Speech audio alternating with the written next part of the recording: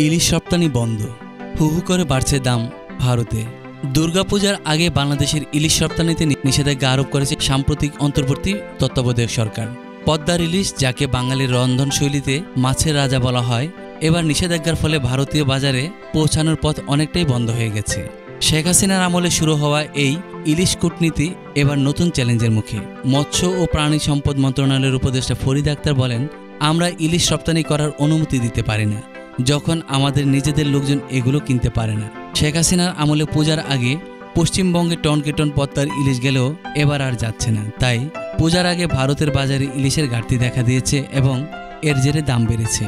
India টুডের খবর অনুযায়ী আগামী অক্টোবরে দুর্গাপূজা হবে। তার ঠিক আগ মুহূর্তে ভারতে এই মূল্যবান মাছ রপ্তানি নিষিদ্ধ করেছে অন্তর্বর্তী সরকার।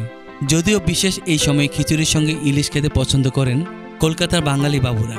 বাংলাদেশের ইলিশের দাম লাফিয়ে লাফিয়ে বাড়তে থাকায় 2012 সাল থেকে 2020 সাল পর্যন্ত মাছটি রপ্তানি বন্ধ রাখে সরকার। ভারতের জন্য বরাবরই মন খোলা ছিলেন শেখ হাসিনা। তাই নিষেধাজ্ঞা সত্ত্বেও দীর্ঘদিন ধরে যে কোনো উৎসবের আগে বিশেষ করে পশ্চিমবঙ্গে পদ্মার ইলিশের বড় বড় চালান পাঠিয়েছেন তিনি।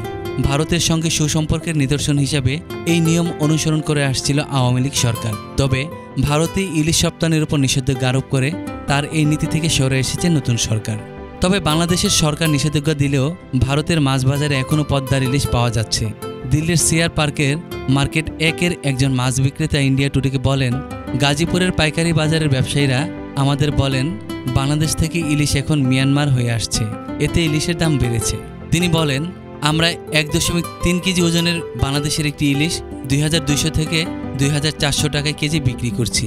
কয়েক মাস আগে এই মাছের দাম ছিল কিলো প্রতি 1800 থেকে 2000 টাকা।